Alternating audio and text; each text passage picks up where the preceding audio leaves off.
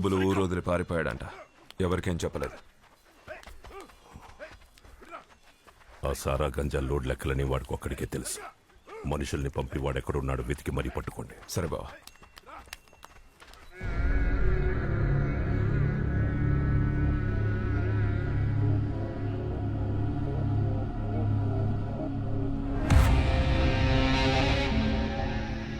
మీ వెనక నేనున్నానంటే నాకు అవసరమైనప్పుడు మీరు నా వెనకుంటారని.